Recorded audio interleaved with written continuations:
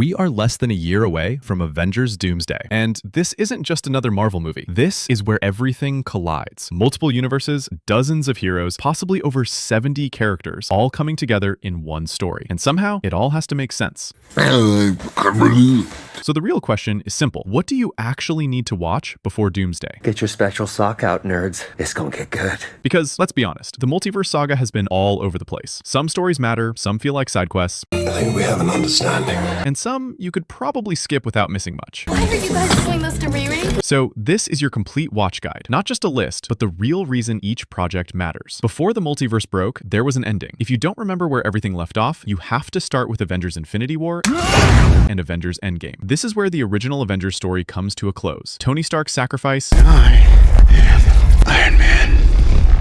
Steve Rogers stepping away, So did something go wrong or did something go right? and most importantly, the Avengers as a team no longer existing. Everything in the current saga builds on that. There's no central team anymore, no clear leadership, just a world trying to move on while reality itself starts to fall apart. Then we step into the chaos with Loki Season 1 and Season 2. This is the backbone of the entire multiverse story. It introduces the TVA, timelines, variants, and the idea that one wrong move can break reality. Even though Kang is no longer the main villain, the rules of the multiverse still come from here. Incursions, timeline collapse, multiversal war, all of that starts with Loki. Without it, Doomsday won't fully make sense. From there, the cracks start spreading. WandaVision sets up Wanda's transformation into the Scarlet Witch and introduces Monica Rambeau, who becomes very important later. Then, Doctor Strange in the Multiverse of Madness takes things further by showing us what incursions actually are. Oh, crap! Entire universes colliding and destroying each other. And there's one key idea introduced here. Doctor Strange himself is considered a threat to the multiverse. From our experience, the greatest danger to the multiverse, it turns out, is Doctor Strange.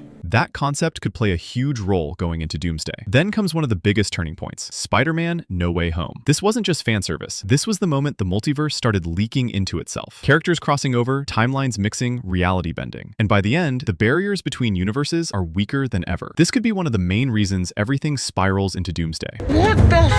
While the universe is breaking, new heroes are stepping in. In Falcon and the Winter Soldier, Sam Wilson becomes the new Captain America, and heading into Doomsday, he's likely going to be one of the main leaders. Shang-Chi introduces a powerful new hero with mysterious connections that still haven't been fully explained. Ms. Marvel and the Marvels are also important, mainly because Monica Rambeau ends up trapped in another universe, an X-Men universe. Oh, shit. That confirms something huge. The X-Men are already connected to the MCU. Then the multiverse expands even further with Deadpool and Wolverine. This introduces concepts like the Void, a place outside of time where destroyed realities end up. And this could be extremely important because if the multiverse starts collapsing, the Void could become a safe place for characters to survive everything. Now we move into the cosmic side. Thor: Love and Thunder might not be everyone's favorite, but it shows something very important. Cosmic entities exist, beings like eternity. And if the multiverse is collapsing, these entities might step in. If Doctor Doom is behind everything, then he's not just dealing with heroes, he's dealing with forces far beyond them. Back on Earth, things are shifting too. Black Panther: Wakanda Forever shows the evolution of Wakanda and introduces Namor, both of which could play roles in the larger conflict. Thunderbolts brings together a new kind of team, possibly filling the gap left by the Avengers. And Captain America: Brave New World continues Sam's journey as the new leader. When everything starts falling apart, he may be the one trying to hold it together. Then we get to one of the most important setups, Fantastic Four: First Steps. This is where we're likely introduced to Doctor Doom, not just as a villain, but as the central threat of the entire story. This movie could directly set up everything that happens in Doomsday. And finally, there's the X-Men factor. The older X-Men movies, especially X-Men 2, The Last Stand, and Days of Future Past. These films help reintroduce those characters and timelines, because Doomsday isn't just pulling from one universe, it's pulling from all of them. Different realities, different versions of characters, all colliding at once. At the end of the day, you don't need to watch everything, but if you really want to understand what's coming, you need to remember three things. The multiverse is breaking, new heroes are rising, and Doctor Doom is about to take control of it all. This isn't just another Avengers movie. This is the beginning of the end. And when all these worlds finally collide, only one question will matter. Who survives when everything else doesn't?